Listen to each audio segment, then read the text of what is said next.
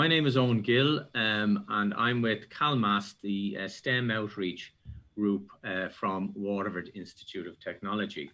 So we've been promoting STEM for that's science, technology, engineering and maths, as CalMAS for almost 20 years, and some of us as individuals for longer than that still.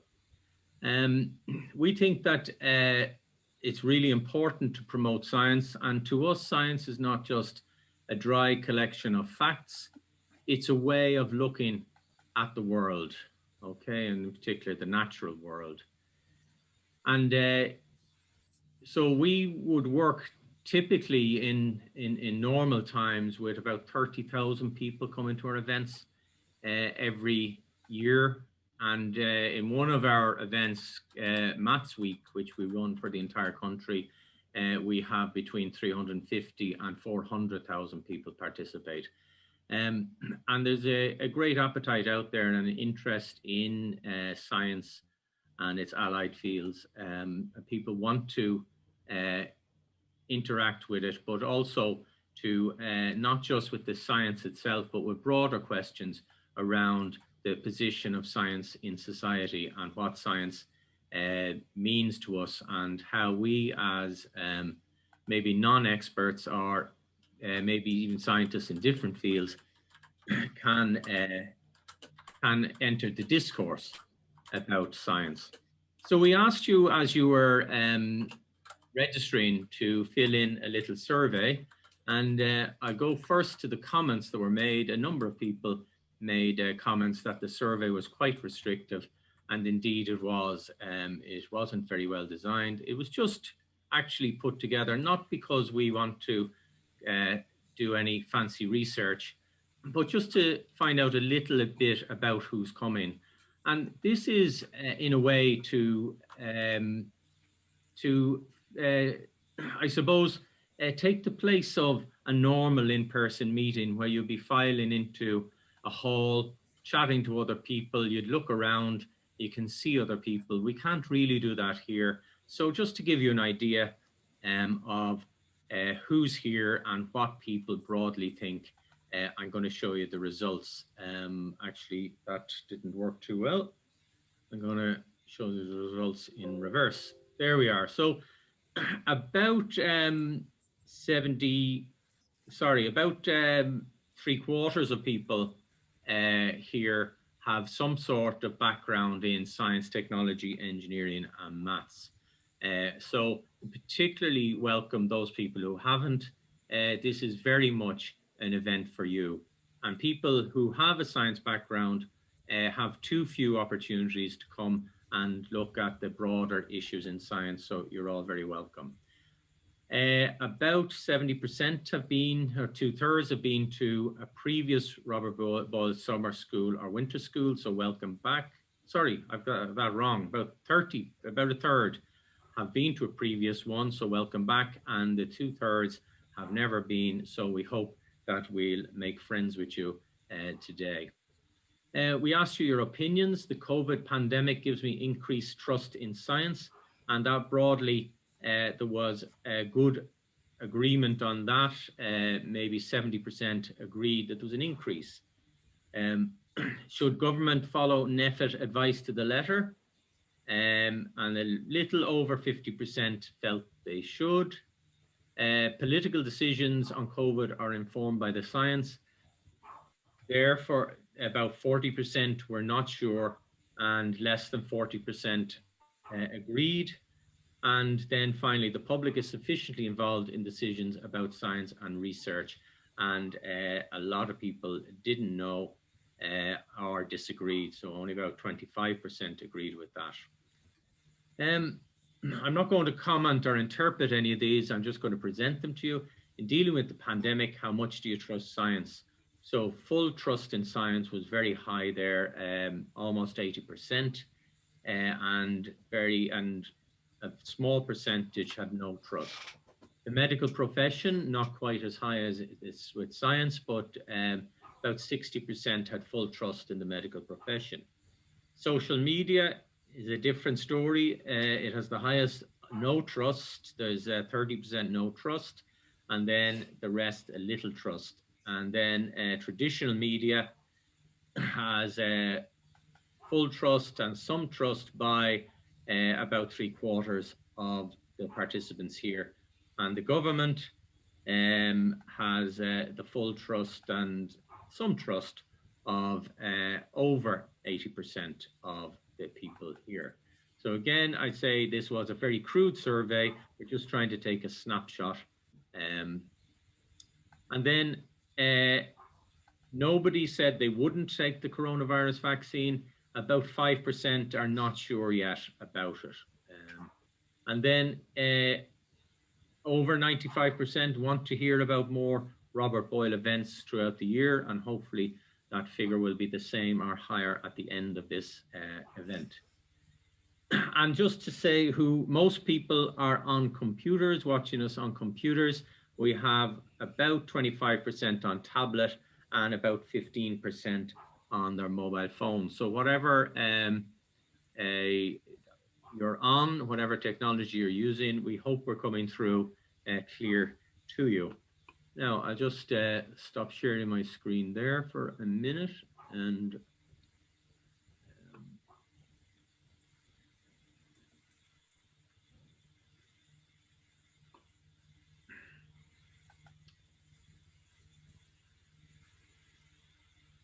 so why we've already told you why we promote science. We think it's really important, and so much of the world and the big issues facing the world are informed by science, and we look to science for solutions. COVID being, of course, the very obvious one as well, but other big issues like climate change, etc. We work in partnership with other groups on almost all our events. We did say that we reach huge numbers, but that's always in partnership. We established the Robert Boyle Summer School in Lismore in 2012, and the Winter School then we set it up a few years ago as a complement to the summer school, so people could see what we're doing, and then hopefully make the journey down to Lismore. So we've worked in partnership with the Lismore Heritage Centre, the Worth Library, and the RDS. Then we have Paul Nugent, who is here today, has been a key partner linking with our teachers, and welcome to all the teachers who are here. The Robert Boyle Foundation, in the person of Professor Jim Malone, has been an important friend to this movement and a key player as well. I'd like to remember one person in particular today, and that is Kieran Taff, who was a great friend of the Robert Boyle School, and sadly he was one of the many taken by COVID in the last year. He had a brilliant career and a full life, but he was fit and well before COVID, and he should have been contributing for many more years. And I must say that I can be tolerant of many attitudes about COVID, but one that really does annoy me is the idea that the people who we've lost are somehow not important. You know, we remember all those that we have lost in the last 12 months and all those who have suffered and made great sacrifices. So I think just take a moment of reflection for them.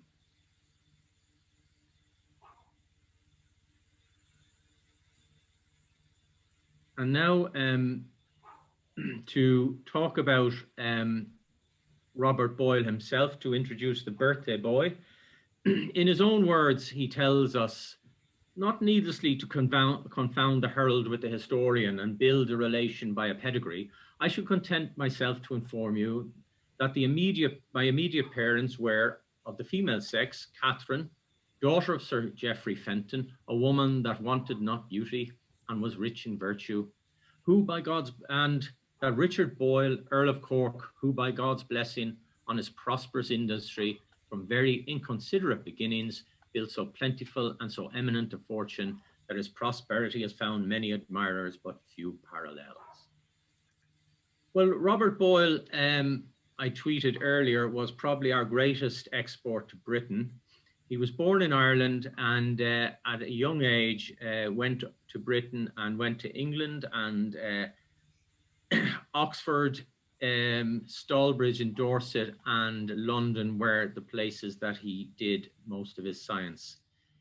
He was particularly interested in the in experimental science, in experiment. And we always associate science now with experiment, but the investigation of the natural world wasn't always done by experiment. And Boyle was a key person to promote the primacy of experimental evidence. And basically, in science, we still go by that today. The experimental evidence is what matters, regardless of what anyone thinks.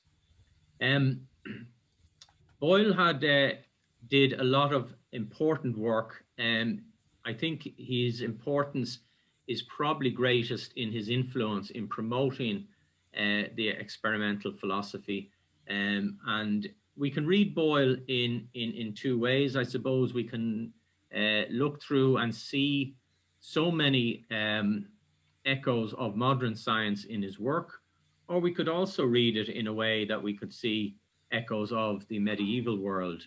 But Boyle was very, very important in the development of modern science. And just to get closer to tonight's event, Boyle lived through the Great Plague of 1665 and 66. And he did a lot of work trying to find medicines that would work. And he worked with John Locke at one stage, and they both believed that disease was caused by miasma.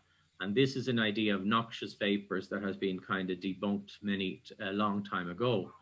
But there was a truth in it, because they believed that corpuscles were spreading through the air that could infect people, either through the skin or by breathing them in. And at the moment, we believe that COVID is spread through the air and could infect people either by touching it and subsequently passing them into the body, or by breathing them in. But Boyle and Locke went even further. They solicited information from physicians across England on both the infections, their patients, and the weather. And they were thinking that they could show that the infections were carried by the wind. This was an early attempt to use empirical data to study the spread of the disease, and as such, Boyle was a pioneer of epidemiology. Now, I'll pass you over to Sheila Donegan to introduce tonight's speaker. Thanks very much, Owen. We're delighted to have Professor Anthony Staines here this evening. Professor Anthony Staines is Professor of Health Systems in Dublin City University. He has worked on many aspects of public health, much with a focus on policy-relevant research. He has particular skills in study design, epidemiology, and policy analysis. Anthony is a member of the Independent Scientific Advocacy Group, ISAG, which is a multidisciplinary group of scientists, academics, and researchers who have come together to advocate for a SARS-CoV-2 elimination strategy for the island of Ireland. Anthony is regularly seen on TV and radio discussions about COVID and Ireland's response to the COVID pandemic. I'm delighted to welcome Professor Staines tonight. Thank you very much, Sheila. Thank you very much, Owen. It's an enormous, and I have to say, entirely unexpected honor to help you celebrate Robert Boyle's 394th birthday. Boyle was a figure who's always been a bit on the edge of my own interests, because I'm more interested in the medieval period than in the kind of very early Enlightenment period. And I've always been more interested in Newton, who was a thoroughgoingly horrible person than most of his contemporaries. But it was fascinating to find out a bit more about Boyle and learn something about him. And it's actually very appropriate given everything else that is going on. So what I'm going to do today is I'm going to talk about science unmasked, COVID science and policy, in the context, I guess, of Robert Boyle's work. And I'm rather hoping that sharing my screen will actually work. So I have had problems with this before. If you find you can't see anything or that the pages aren't changing, will somebody shout loudly and let me know? Because I have had the experience previously that I'm seeing one thing and my luckless audience or my luckless students are seeing something different altogether. So happy birthday, Robert Boyle. Why Robert Boyle? He's the seventh son of one of the most successful thieves in Irish history. That's what lies behind his comment about his father's origins. And by all accounts, and there are loads of accounts of the period, of the personalities of the period, Boyle was a very good person. He's a very nice person. He seems not to have attracted enemies, whereas Newton attracted enemies like nobody's business. His sister, who is a somewhat, I think, an underestimated figure in the history of the period, Catherine Jones, was probably his entree into London scientific society. She was very enmeshed in many of the intellectual circles of her day. Sorry, Anthony, if you don't Yeah. mind, I'm going to just pull you there. The slide doesn't appear for people. We're showing a blank screen at the moment. So if you want to give that a try again, thanks. Unhelpful. Let me try this again. Yeah, I have had some exotic problems with technology. So are you seeing anything or just a blank screen right now? Yeah, we can see you at the moment. So I think, are you using two screens? No, I'm only using one. Um, what I'll do is I'll share the whole screen. That might work better. And then I will make this a full screen presentation. So how's that? Yeah, we can see it now. Okay. So was Boyle a scientist? If you'd asked Robert Boyle, are you a scientist? He would not have known what you meant. The word itself was not coined until sometime in the 1880s by William Whewell, who is a strong argument for being the first professional science administrator. And it's possible the first non-gentry person to make their living from natural history was Mary Anning, who was the fossil collector in Lyme Regis, and who played a very important role both in uncovering fossils and understanding fossils. But again, she's about 100 years after Boyle. So in his era, the idea of a scientist didn't exist as a separate entity. Commonly at that time, people described themselves as philosophers or natural philosophers. And Boyle is an interesting figure because he stands on the transition between a medieval approach, which is more sophisticated than is sometimes thought in the ways in which it used empirical evidence, but which had behind it a whole series of concepts which mean very little to us. So when Boyle talked of corpuscles, immediately we think of atoms and molecules, but that's not what he meant at all. This is why he's regarded as the father of modern chemistry. He wrote it's a dialogue, it's not a book as such, but that was a very common way to present scientific information in its time.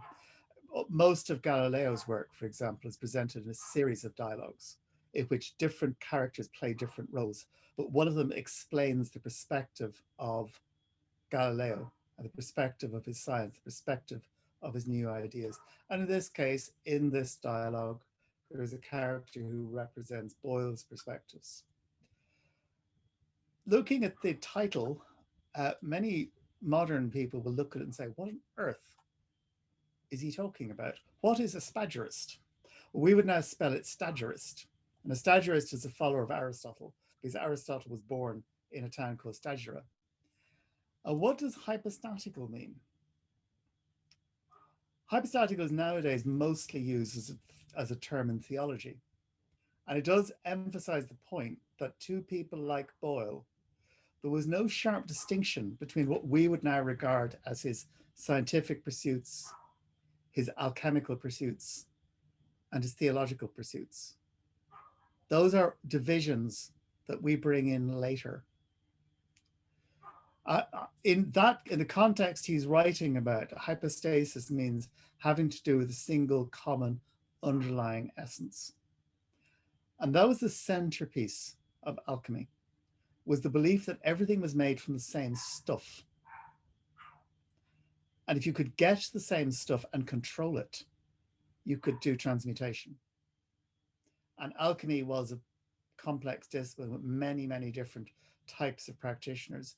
And Boyle was an enthusiastic alchemist, as was Newton.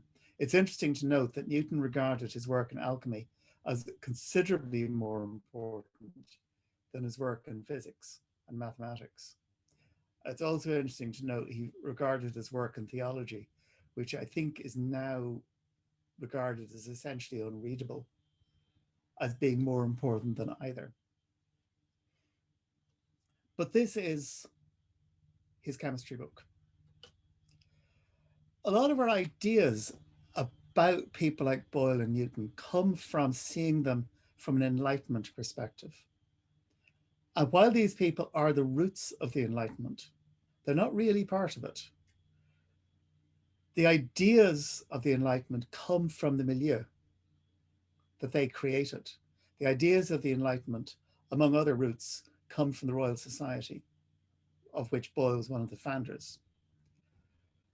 But that does not necessarily mean they themselves were sympathetic to the ideas of the Enlightenment or viewed things in the way that the Enlightenment did.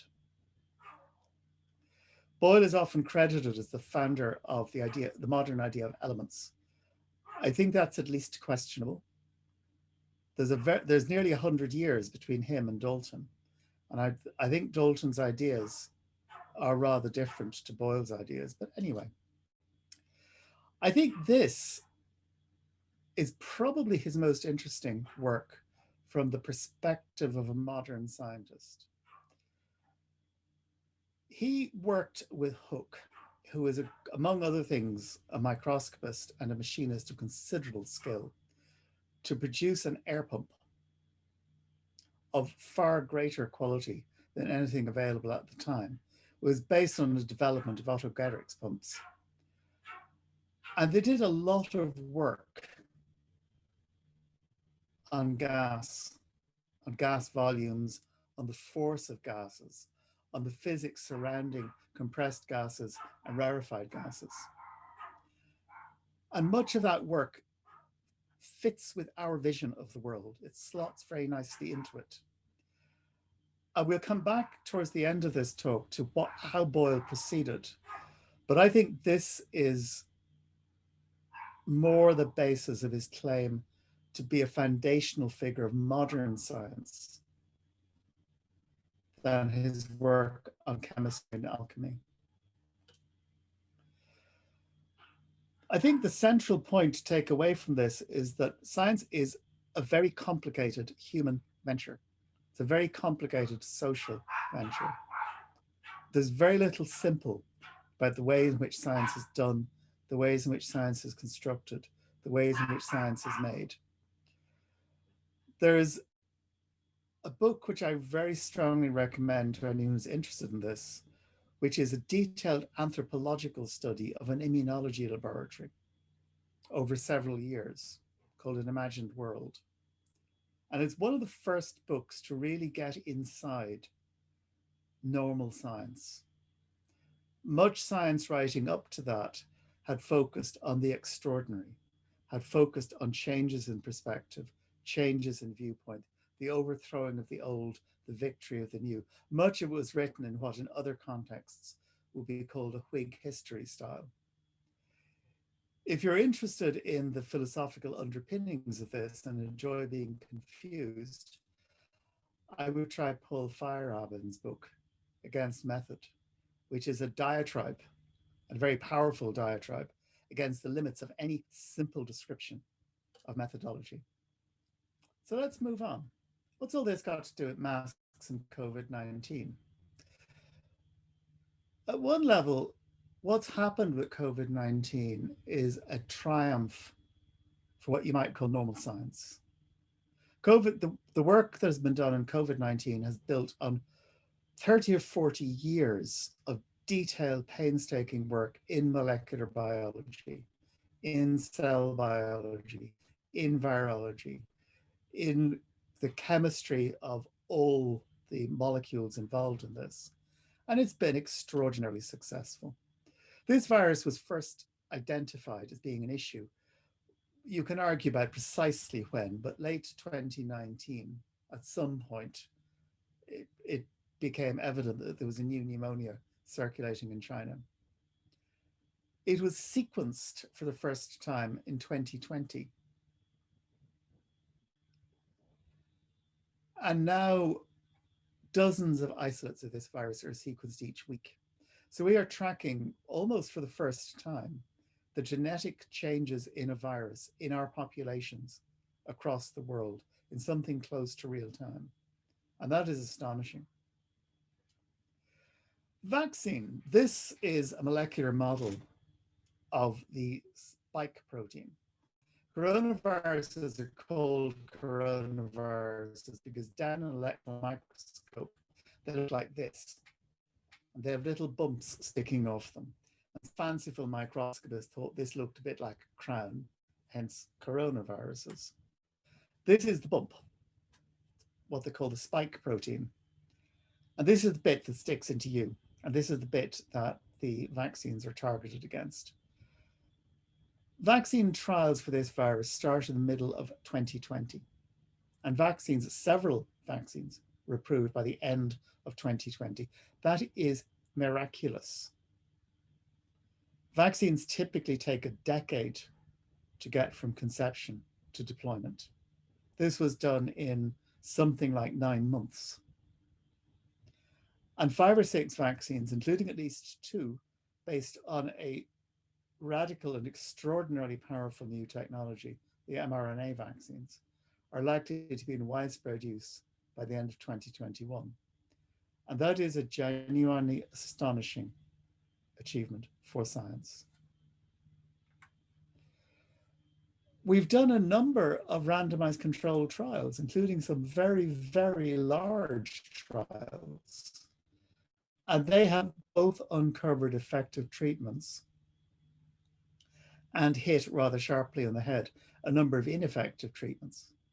And all of this is astonishing. Nothing in my professional career has ever moved at close to this speed. And many people have lived who would otherwise have died. So that's quite an achievement. Every aspect of the science of COVID-19 has been contested. Usually not by scientists, although there have been a number of scientists involved in this. Wealthy countries, and I include ours, have done miserably badly in dealing with COVID-19. The scientists have done their stuff. The virus is identified, the tests are there, the vaccines are there, the treatments are there, the public health measures to control this are there. So we have played our part. But nonetheless, most developed countries have done incredibly badly. And just to put it in perspective, New Zealand had about 2,500 cases in their whole pandemic. We were having 2,500 cases a day earlier this month. That is a measure of our failure, and we are not alone. The rest of Europe has done equally badly or worse. So I'm going to talk about one aspect of this, which is the use of masks to reduce the spread of COVID-19. And the idea here is to pick this very specific item because I think it shows a number of points about how science is done and how science is used. I also know about this stuff. I wouldn't get very far talking about sequencing of viruses. So you probably all heard of droplet transmission and aerosol transmission. And this is a nice graphic from the BBC, which shows the difference. If you sneeze, you spread out two things. You spread out droplets, which although they're very small, the size they're talking about here is 5 microns, 10 microns, 15 microns. And for comparison, your hair is between 60 and 120 microns across. So these are smaller than the cross section of your hair. But droplets don't go far from you and fall quickly. Aerosols go much further. They're substantially smaller and they stay in the air for much longer.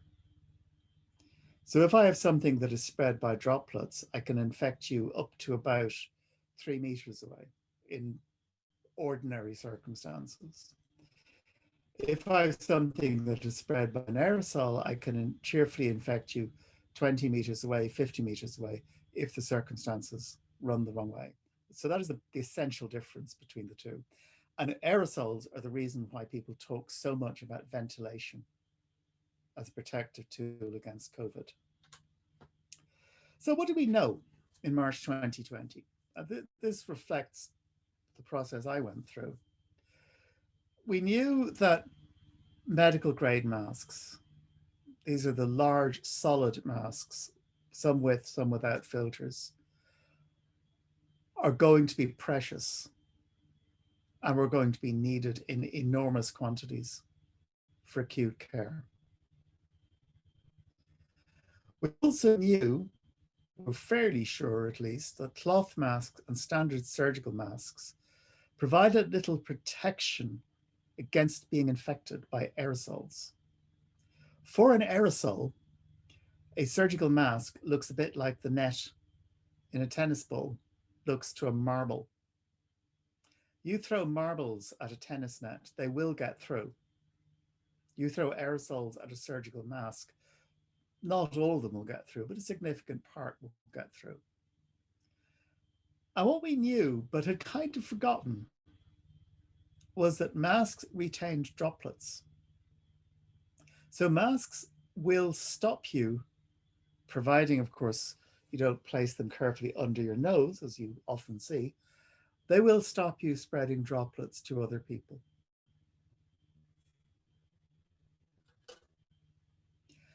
So the initial advice from WHO was that the public should not wear masks. And I agreed with that, and many others agreed with that. I was wrong, but I was not alone. And what we're going to do is talk through some of the data that was present at the time and how it was put together and how people began to change their minds. NEFIT moved very slowly with this, and I would criticize them for that. So they started out, where I started out, that masks were not a good idea. And then they started talking about face coverings. They talked about face coverings for about 5 months, and nobody knew what face covering was. But it turns out face covering is a mask. And they now support the use of masks. They are coming into wider and wider use. Certainly with the new strains of coronavirus, it's very advisable to wear masks outdoors as well as indoors because they are more transmissible.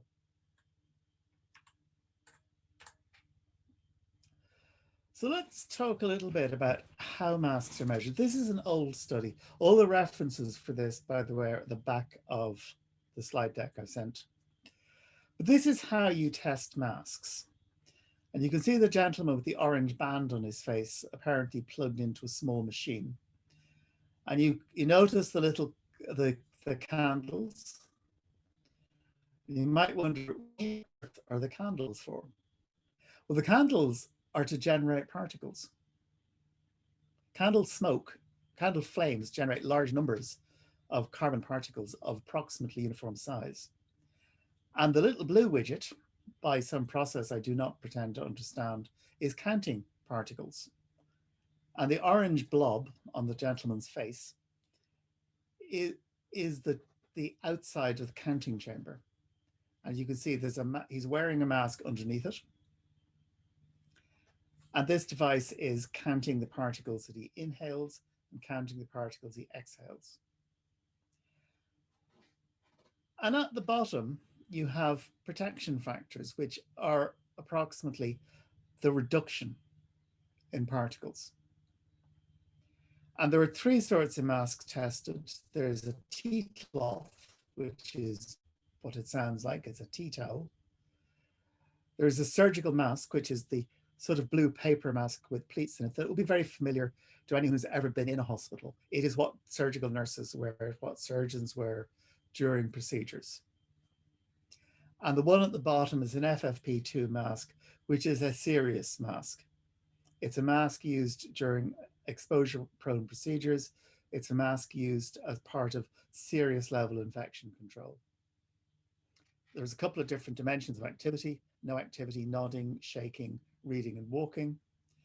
And the interesting point is there's not that much difference between the tea towel and the surgical mask, but they do provide a level of protection, not nearly as much as the professional grade mask does, but they're also much cheaper and they're not in short supply.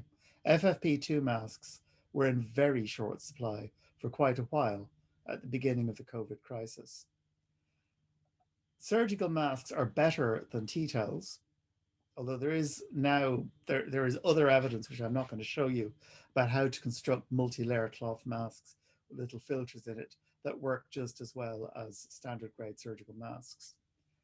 But this level of protection is worthwhile. This level of protection does not give absolute protection, but it does reduce your risk of getting infected. And the whole name of the game in controlling infectious diseases in a population is to reduce the average risk of getting infected, and masks do that. This is another study. This is 2013, and notice the date. This is several years before COVID hove on the scene. So this is a study using bacteria, and they also did a parallel study using bacteriophages, which are small viruses, to measure the effect of different types of mask on preventing coughs. And probably the most useful table is the one here at the bottom, table 4. Colony forming units is a proxy for the number of particles you produce. With no mask, you produce a lot. With a homemade mask, which is very similar to the tea towel masks, the previous paper, you reduce it by 3/4. And with a standard paper surgical mask, you reduce it by a bit more than 3/4. And again, these are worthwhile gains. This is not what you want to be wearing if you're working with highly dangerous pathogens. But at a population level, this is potentially very valuable. This information was out there, but we had essentially forgotten it. And there was a lot of argument. There were a lot of people saying there are no trials of masks, go away. Trish Greenhalgh, who is the professor of general practice in Oxford, drawing on work that had been done by a number of groups, including a group in NUI Galway, pulled together the existing literature. And she said it was sparse, it was not very good, and it was often contradictory. So the existing literature was not a great guide to policy and action. The evidence was not a great guide to policy and action. But she made 2 points.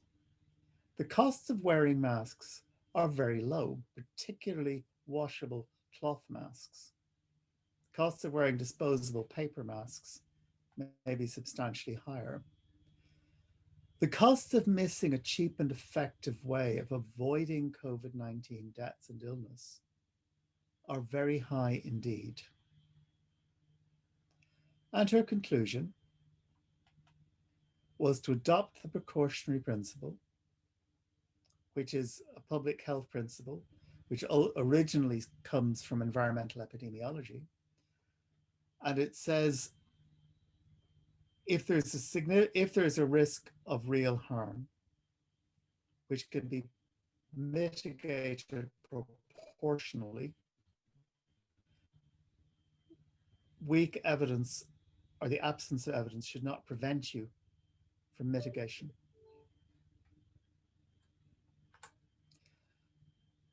And that is the summary of Greenhall's paper. And it's fair to say that when this was published, it was published in the BMJ, which is one of the most prestigious medical journals.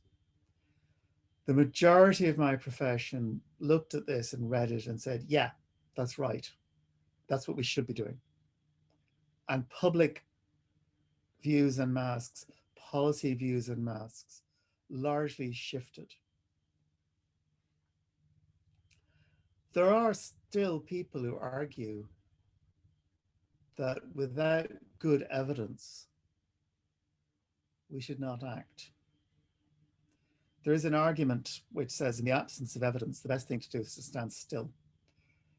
But in my own discipline in public health, we always are very clear. The absence of evidence is not evidence of absence. The absence of evidence that something which looks dangerous is dangerous does not mean that it's safe. So we have a particular perspective, a perspective which is sometimes alien to that of our trial-based colleagues, but a perspective which drives us to act. I'm going to show you two more pieces of evidence, both of which came out after Greenhall's paper. So these are small-scale studies looking at the amount of virus people had. And I draw to your attention, this is a logarithmic scale. So that's a count of 0. That's a count of about 5,000, 20,000, a million, a billion. And that's the distribution of viral counts on nasal swabs and throat swabs. And this is what happens with droplets from people with these viral counts and aerosols from these viral counts in people with masks and without masks.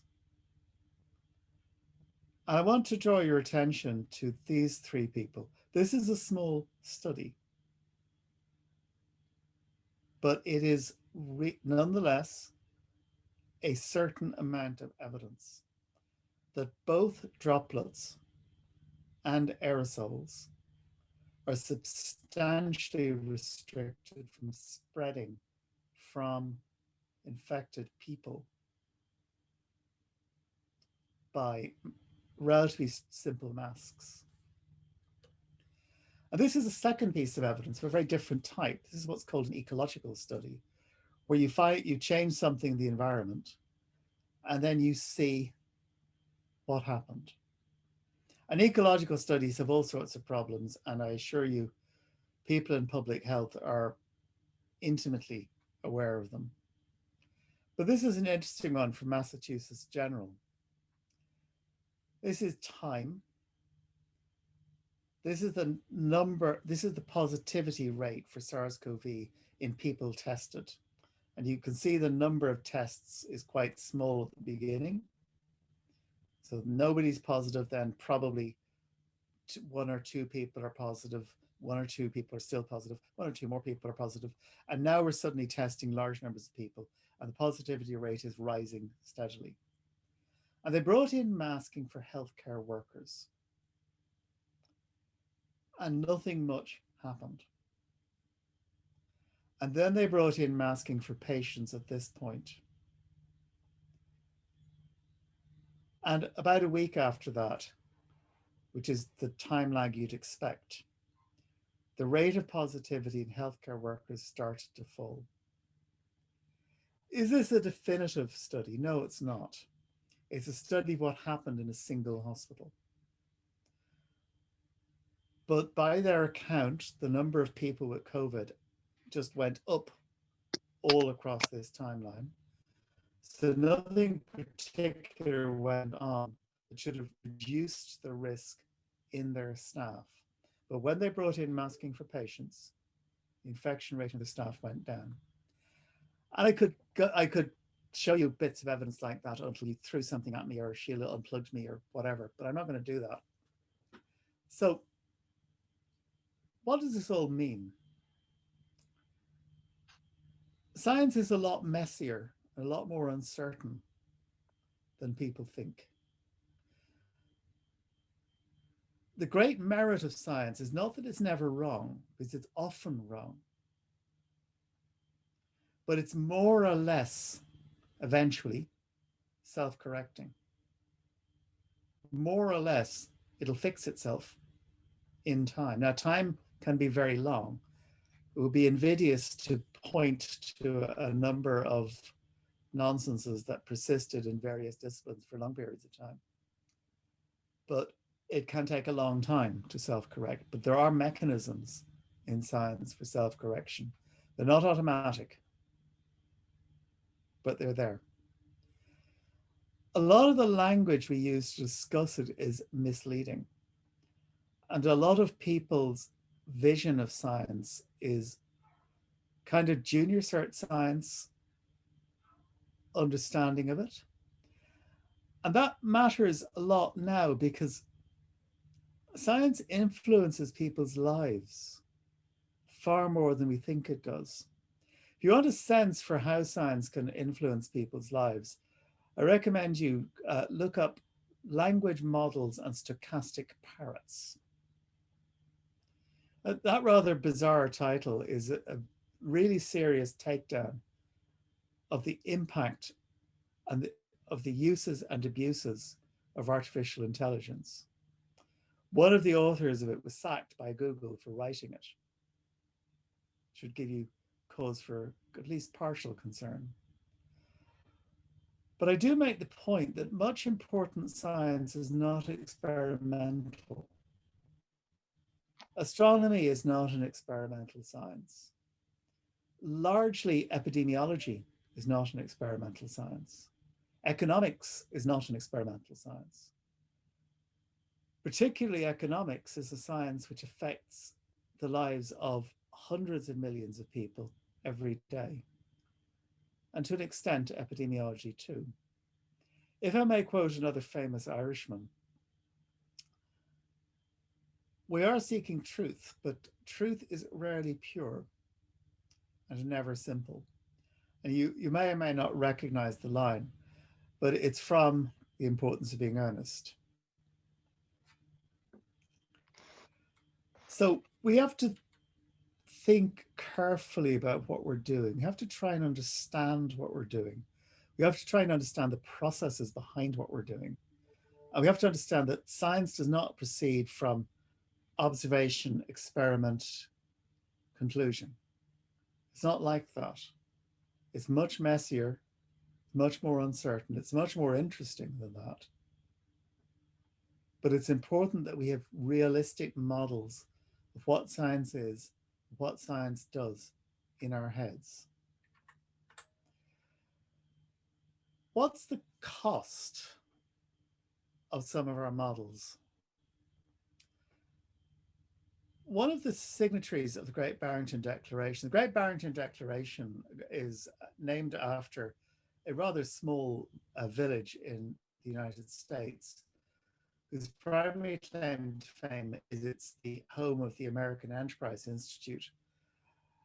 The American Enterprise Institute is, well, you could describe it in various ways, but none of them, from my perspective, will be complementary. A hard right think tank on a good day would be a fair description. One of the people who signed their declaration, which essentially said that we should let COVID rip and that we should let everyone get COVID, bury the dead and get on with it, is a leading evidence-based medicine expert who actually works in the same building as Trish Greenhalgh, the woman who wrote the paper on masks I talked to you about earlier. And this person's key objection to masks is there is no good quality randomized controlled trial of their use to prevent infection. And this is true. But he does not understand that the fact there isn't a trial doesn't mean they don't work. He's an expert on his own discipline, on what it can do, And it's a very powerful discipline. I'm an EBM fan. I'm an RCT fan. But I also understand what they can't do. I understand the limitations. This gentleman does not. The balance of evidence since Trish Greenhall's paper, some of which I've shown you, continues to suggest that masks are beneficial. What's the cost of delaying action? Some more evidence. Very recent systematic review, bringing in more papers, including some of the papers I showed you earlier. Fair evidence for the effectiveness of community wearing of masks, but evidence not of great quality. And it makes the point that there's a difference between doing research, where the objective of doing research is to get an answer. And if it takes 5 years to get an answer, or 10 years, or 50 years, that's what it takes. I remind you that Peter Higgs predicted the existence of the Higgs field, the Higgs boson, in 1964. It was discovered, experimental evidence for its existence came out of the Large Hadron Collider 2 years ago. The timescale of research can be different. A researcher can always say, I need more evidence. I need more time. I need to do another study. If you're a policymaker or an advisor to policymakers, actually, you have to decide now on whatever you've got. Whatever evidence exists is there, use it. The stakes in policymaking are different. They're not necessarily higher. A lot of policy is relatively trivial, although COVID-19 is not. The pressures in policymakers and the pressures in researchers are different. They're pretty brutal in both of them. They're both very challenging areas to work in, but they're different. There is a model which is still trotted out by more clueless elements in the media that scientists live in ivory towers detached from reality. Nothing could be further from the truth. Science is human activity, and there's lots of reasons for doing science. And good science is guided by the evidence. But you may have to stand and point and say, well, actually, I think it's going that way. And face the risks of that and take the consequences if actually it's not going that way, it's going that way or that way.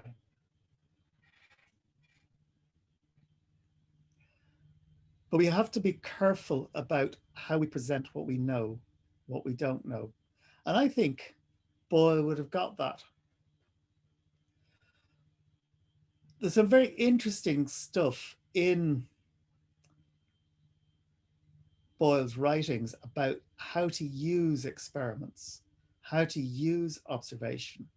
And he describes it very nicely as natural philosophy, which is what he called what he did, moving from being a speculative subject, where essentially you were trying to reconstruct the universe from first principles. So you had an observable universe, and you had a set of principles, and you tried to map everything in the observable universe onto your principles in some way or another.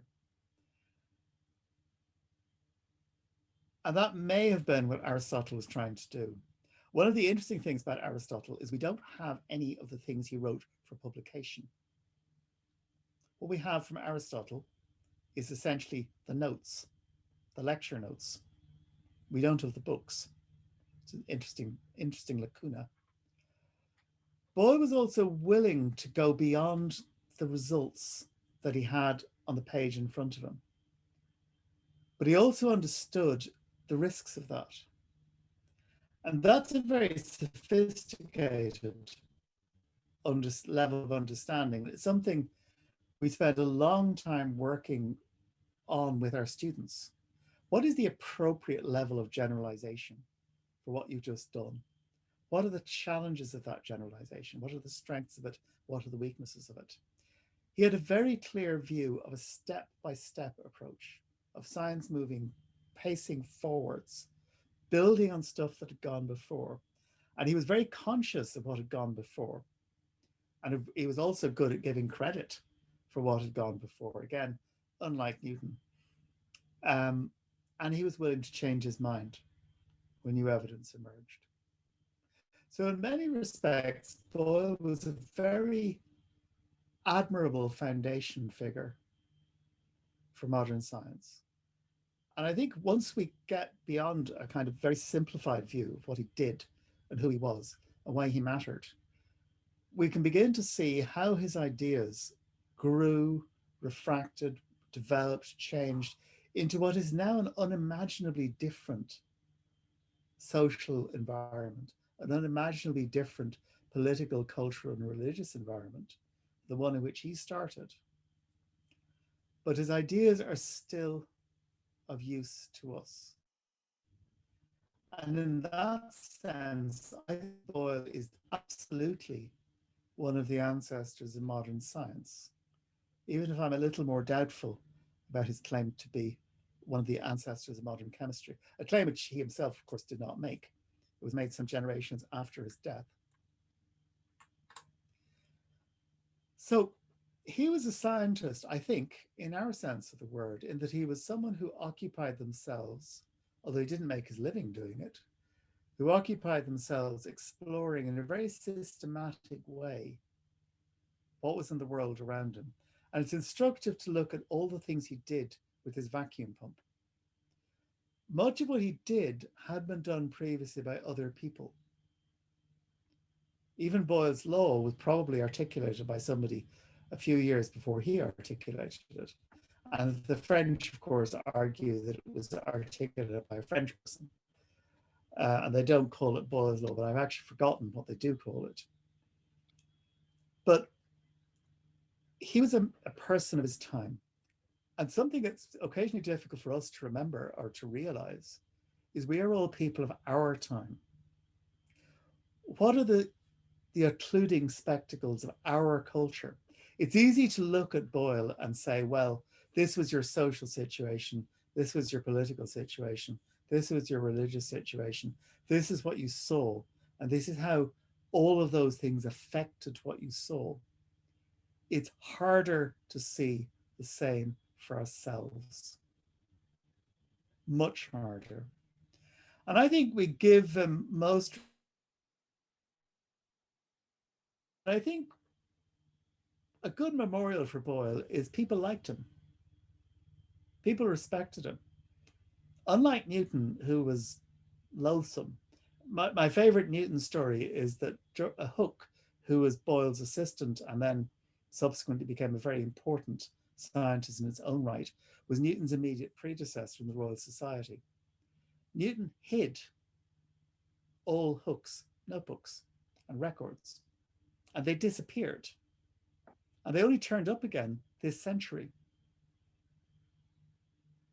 That will give you some idea of the sort of person Newton was. At least I suppose he didn't destroy them, but he did hide them. Boyle would not have done anything like that, I believe. And that's it. Thank you very much. And I will leave you with two pictures of Boyle to admire. Very nice. Thank you very much, Anthony. Just to say that we also believe Boyle was an all-round decent guy, and that's one of the reasons why we promote his memory, and we he's also born in Waterford, of course, and we have our origins in Waterford, and there is so much in his writings and his life that are instructional for students of science to learn how science evolved. And I think you can have a really much rounder idea of how science works if we study that period of how when modern science was emerging from the medieval worldview. So Caroline has just shared on the chat that Boyle's law is known as Mariott's law in France, and of course Mariotte discovered Boyle's law over a decade after Boyle published it. No more to be said on that, but it's an example of how nationalism and science can intertwine as well. It'd be also, yeah, so I won't talk anymore about that. So if you want to pop any questions into the chat for Anthony, there is a lot to go on there. Some of you might need a few minutes to digest it, but can we have questions there? I looked through, there's a lot of thank yous, excellent talk, an interesting subject from Kevin Gill, who is a relation, Gabriel Gallagher, who is a big fan of Newton and does a lot of excellent talks on Newton. Tells us it's a really enjoyable and informative talk. Thank you. So lots and lots of talks there. And we want questions, folks. We want questions. Sorry, there's a question there from Caroline about the benefits of taking vitamin D. Okay, I missed that one. Go ahead. Anthony Ard, is it advisable to take vitamin D? Specifically for COVID, I think the evidence is very, very limited. It is fair to say that many people in our neck of the woods are rather short of vitamin D, and arguably older people should take some vitamin D. But the evidence to back up that statement is thin, I would say. Okay, they're starting to pour in now. The Joseph Ryan, it sounds like the 2 meter social distance recommendation should be at least 3 to 5 meters. The problem with that is that the risk is a linear function of distance. So the further away, the lower the risk. But there is this kind of view that if you're in someone's company and you're 2 meters away for no more than 14 minutes, that the risk is 0. You could be unlucky. You could walk up an escalator. You could go up an escalator when someone comes down the escalator and they sneeze at the wrong millisecond, and you get a lungful of unpleasant virus and you get infected. You were 5 meters away from them for 4 seconds. You still got infected. So 2 meters is it's a compromise, like almost everything else with COVID. 2 meters is a long distance. It is for a typical adult male, the outstretched fingertip to fingertip distance is about 1.7, 1.8 meters. So it's more than that. But the experience is if you tell people to keep 2 meters apart, they keep 1 meter apart. If you tell people to keep 1 meter apart, you're doing well if they're 20 centimeters apart. So it is partly about messaging and how people behave. So 2 meters is reasonable. Sorry, there's a big difference as well with 2 meters indoors and 2 meters outdoors. Yeah. We have Sean Keller asks, should politicians and senior civil servants undergo training on how science research happens and implications for policy making? I would put it slightly differently. I would say that one of the problems with the senior civil service, certainly here and in the United Kingdom, is the absence of people with scientific or engineering training at high levels. We have a model of a generalist civil servant, which is a bit like the ancient model of the general manager. Now, people stopped promoting general managers about 20 years ago when they observed empirically that companies that were run by people whose primary talent was managing, but you knew nothing about the business, tended to go out of existence really quickly. We haven't learned that in the civil service yet.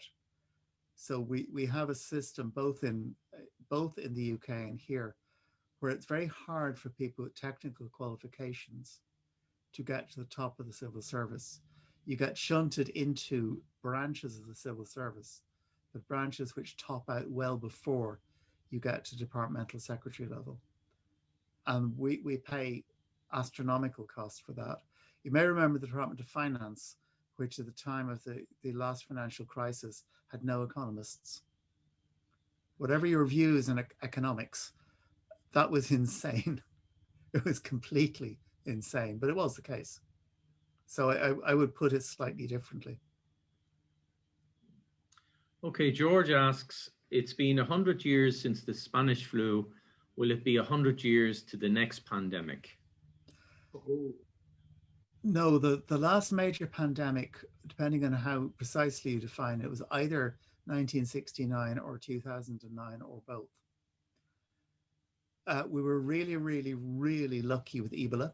We very nearly had pandemic Ebola in Africa, but we didn't. We managed to control it. My expectation is that pandemics like COVID will be decidedly more frequent over the next 20 to 30 years. And it's a consequence of ecological damage, essentially. Humans are being forced into areas where they're in much closer contact with animals than perhaps was the case heretofore. And animals' habitats are being disturbed in ways which may make them more likely to spread to human beings, spread viruses to human beings. There are, right now, there are circulating strains of flu in pig farms in the United States. And if those strains prove capable of transiting to humans and then spreading from human to human, they could be much worse than COVID, which would be very unfortunate. So I would say COVID has been a warning shot. We have failed really badly, but it could have been much, much, much worse than it was. So in that regard, COVID, in a perverse way of looking at it, COVID could have been a good thing, that there's a lot more, very much more nasty possibilities out there, and this is a test run for us, at which we have done miserably at it, but hopefully we won't forget this and prepare better. Robin says, thanks for mentioning Mary Anning, often forgotten. Michael Grehan asks, if aerosols travel many meters, should we consider ourselves still at considerable risk wearing a mask in the street? Probably not considerable risk, no. There's a lot of evidence about transmission outdoors, and it's much, much less important than transmission indoors. You can be unlucky. You can get infected outdoors, but you have to be unlucky. Whereas indoors, if you're in a small room with somebody with COVID, if there's someone with COVID in your household, you are extremely likely to get infected. Outdoors, the risk is much smaller. With the new strains, it may be a little bit higher, but it's still low. So outdoors is the trick, really. And Joseph O'Brien asks a similar question. Is the aerosol as dangerous at a distance? Would we be likely to inhale as much virus as would be in a droplet, or does that make a difference? I don't know. Certainly the droplets are smaller, or the aerosol is smaller, but I don't know what the viral load of the droplets or the aerosols is. Well, statistically, we would expect them to be lower. It would be in proportion, one imagines, in some way to the size, but all of this, I suppose, is science in train. Where does Anthony feel the root cause or main factor for a modern distrust of science stems from? From Owen O'Doherty. It's often used as a wedge by people who have other objectives. So if you look at the anti-vax movement, first of all, it's a very small group of people. They're incredibly noisy, but there's very few of them. There's very few hardline anti-vaxxers in any country. But they make a great deal of noise, so people feel they're more important than they are. There is a level of mistrust of authority, which is not entirely devoid of foundations. People do tell the most ferocious lies about things like air pollution, for example. and governments fail to take action to protect their populations because of commercial interests or because of inertia. And it's easy to blame that on science. You can use science as an excuse for inaction, which kind of ties back to the conversation we were having earlier. But even where there is ample evidence, my favorite one is the European level for air pollution. The allowable limit is set at a level at which we know there are a substantial number of deaths every year. It's unique. Every other pollutant is regulated to significantly below the effect level, the observed effect level. Air pollution, that is not the case. Particulate air pollution, it occurs at levels at which we know there are significant effects. And the reason for that is that the hassle of getting rid of it is too great for countries to contemplate. Yeah, we've got a lot of questions. I'm not sure that we'll have time to answer them all, but maybe we should stay here and answer them if Anthony wants to stay for a little longer. Yeah. I don't know how many people need to. There's still 69 people here, so if that's okay, we'll work through them. Paul Gannon points out that it makes sense to wear a mask on flights previous to this pandemic, and it's so easy to catch chest and bronchial infections on a flight, and wonders, did we miss out on the real pragmatism? Possibly. Issue, yeah.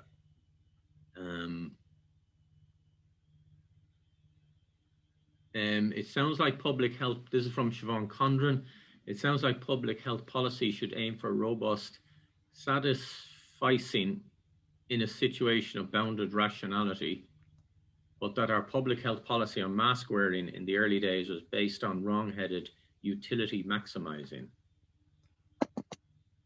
I'm not entirely sure I understand all the words in that question. Okay, I'm not sure either. Siobhan, do you want to unmute there and ask yourself?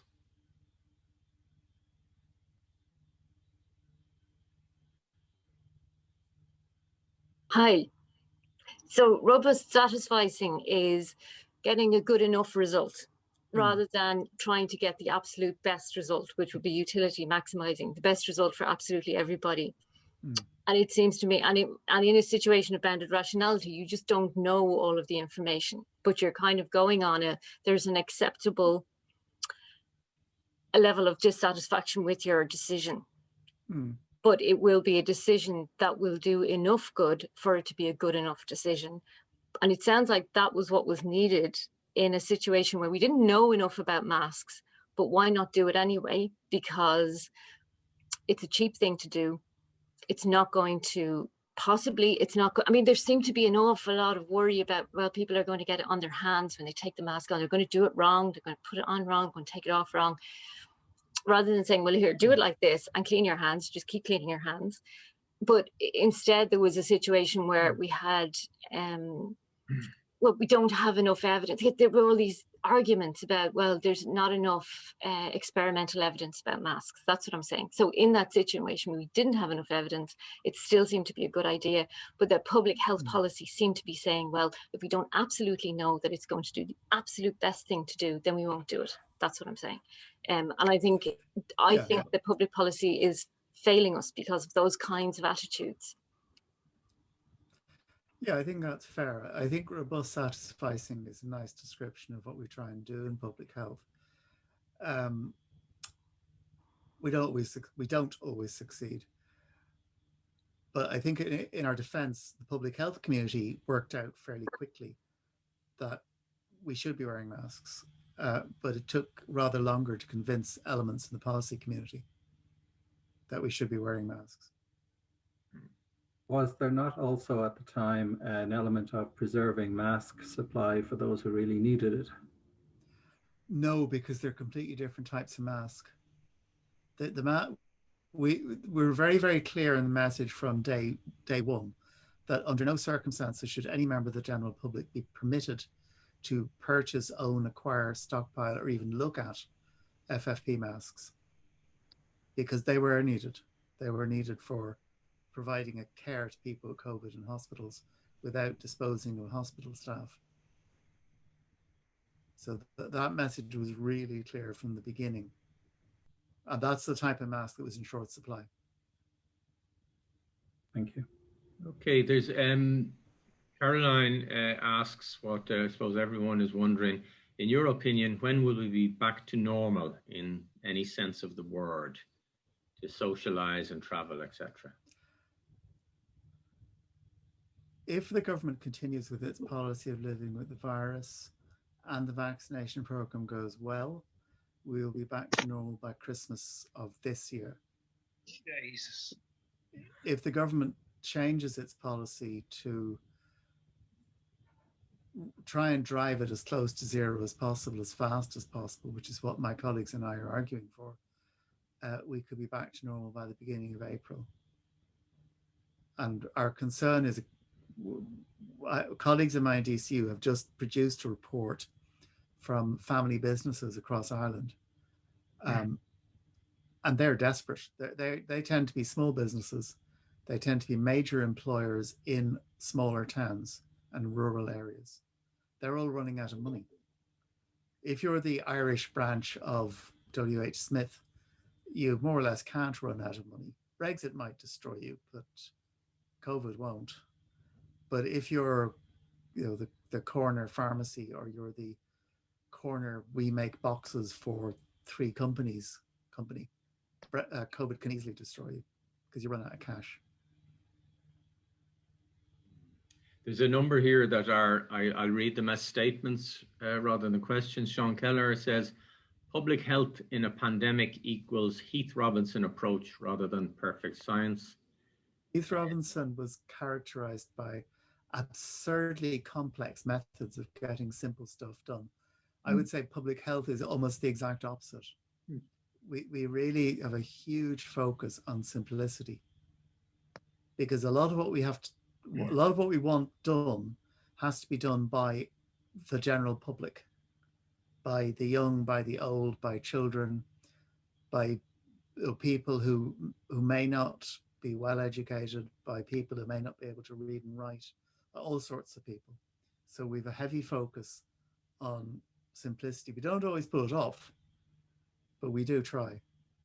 I suspect maybe he might mean the health service by the term. Yeah. I don't know. Michael Grehan says, thank you for the reply. Outdoors much safer then.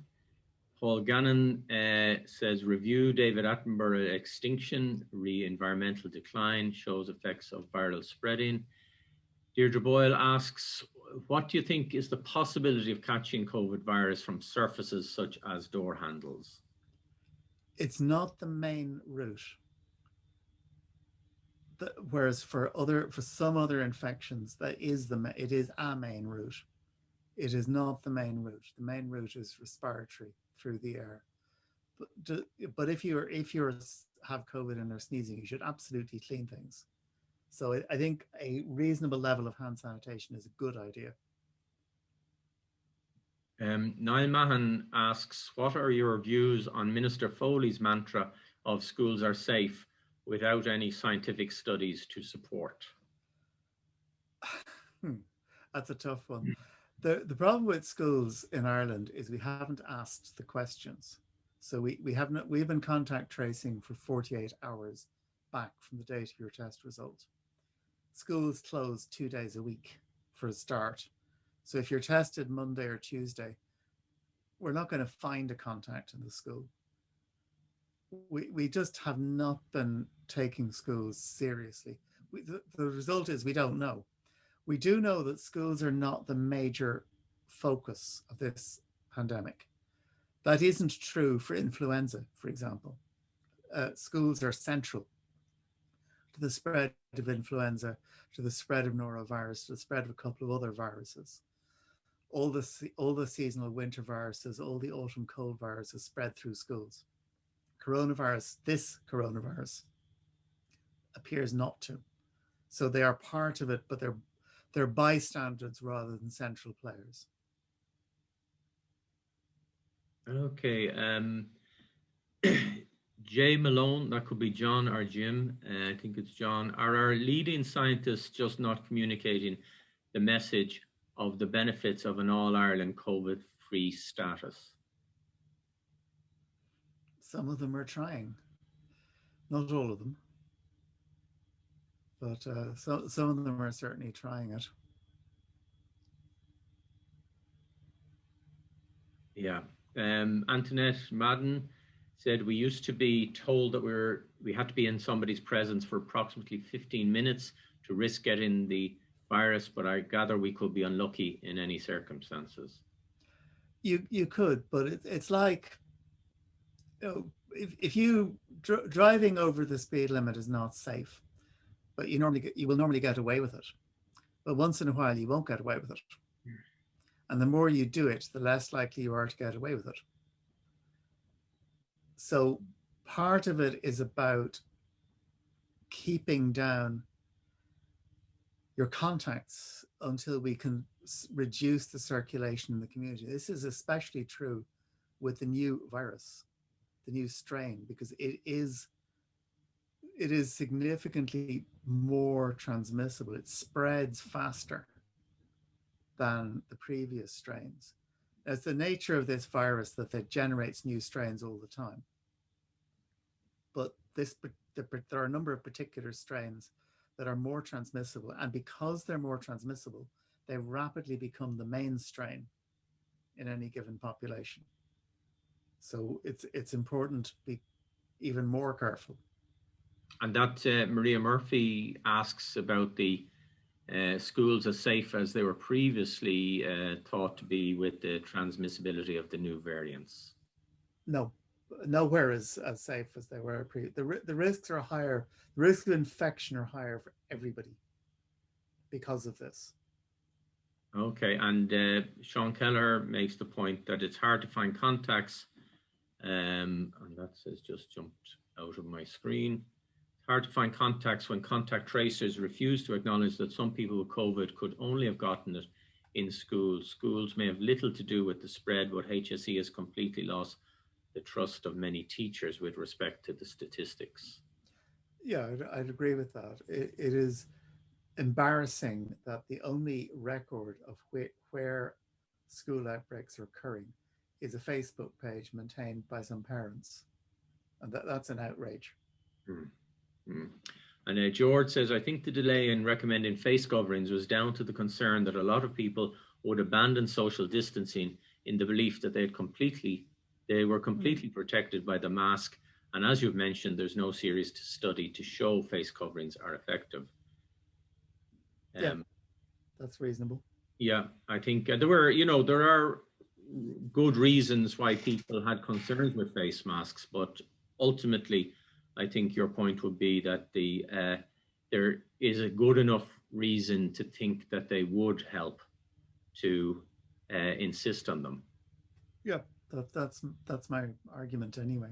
Yeah, I mean, I think in terms of, is there a cultural, there's a question from me now, is there a cultural issue?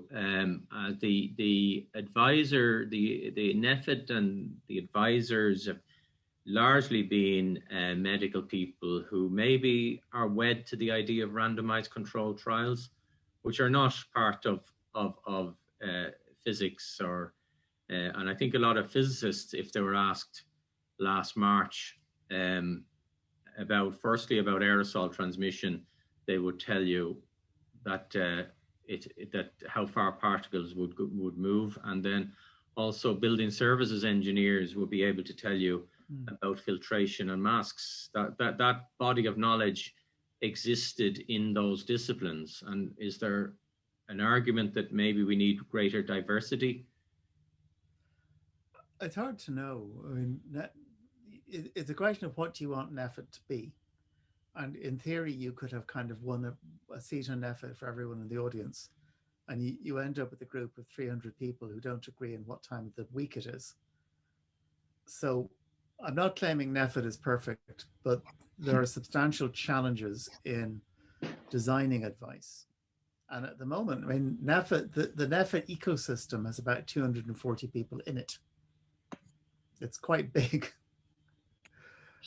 So maybe does it represent a silo that different disciplines are in, that the awareness about aerosol transmission and masks, because if people are waiting for randomized controlled trials for everything, we wouldn't have a long lead-in time for any action. I think it's a challenge. I'm an epidemiologist, and one of the things we do all the time is we work with people from diverse disciplines. So I've worked with physicists, I've worked with chemists, I've worked with atmospheric scientists, I've worked with electrical engineers, I've worked with hydrologists, I've worked with agronomists, I've worked with farmers. So I'm very used to working in that kind of environment, but not everybody is. Okay, well, Wolfgang, I think can I just answer one more question, if I may, Owen? Yes. Wolfgang asked a good question, which is, why are the new mutations being associated with countries rather than indicating their natural progression of virus mutation in itself? And I think that's absolutely right and absolutely fair. The problem is that they're called things like B117 and 502Y.4 and P2, which is also known as B168.5, I think, and has another name too. So it's really hard to actually present. I mean, I'm professionally involved, and I find it hard to remember which variant name belongs to which virus or which virus strain. So, but your point is absolutely right. The way this works is the more cases we have, the more viral mutations we will have. And sooner or later, we will generate viral mutations that are resistant to our vaccines. Because if our vaccines work, the only viruses that will circulate are the vaccine resistant ones. And we've been down that road with antibiotics. We do not want to go down that road with mRNA vaccines.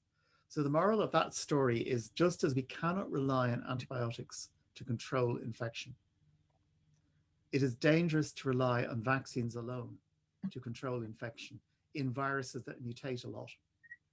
And RNA viruses, and this is one, mutate a lot. Now, it doesn't reassort, which is fortunate because its genome is in one piece. Flu's genome is in 8 pieces, I think, and they can swap around a bit like Lego. But this virus does mutate reasonably quickly, but it's only mutating at this pace because there's so many cases. Some of the other coronaviruses, where there's infection is common, but there's much less pressure on the virus. Some of the other coronaviruses have hardly budged in 30 years. They look the same genetically, apparently, as they looked 30 years ago, which is interesting. Well, I think so we want to be very careful with this virus. It could bite us really, really badly. So that is doubling up on the importance of having proper measures to control this as we wait for a vaccine. Otherwise, it's a race between the vaccine and the virus. Yeah, and the virus will win. I mean, being no doubt about that at all. The virus, if it comes to a race, the virus is going to win. Yeah. Its generation time is probably minutes. So something of that order. On that note, we might wind up. It is vital for us all here, whatever our background or our qualifications or whatever, to try and influence as much as we can people to observe the guidelines that we have, and to listen clearly to people like Professor Staines, who are arguing for comprehensive measures, and to maybe support those actions if we think that they're fit. And we're not advising, we're not telling anyone what to think, but please examine the evidence and listen to the arguments, because this is a lot more serious than a significant portion of our population think it is. And we must work to prevent those to protect those who are vulnerable in our society, but also all those people who are hurting in various ways, socially, through loneliness, and of course, importantly, economically. Professor Staines, thank you very much for sharing your knowledge with us and your views. And thank you all for coming today to share with us in celebrating Robert Boyle's birthday. We are hoping to extend this into a series of talks, and we will be sending you out a little questionnaire just to find out what time suits people best for such a series. And we will be hitting areas like this, but also areas, well, I suppose areas that Anthony has comprehensively and beautifully covered and brought together: philosophy, history, and science, and policy and society. So once again, thank you all very much. Stay safe, and we hope to see you again. And thank you for asking me. I appreciated it.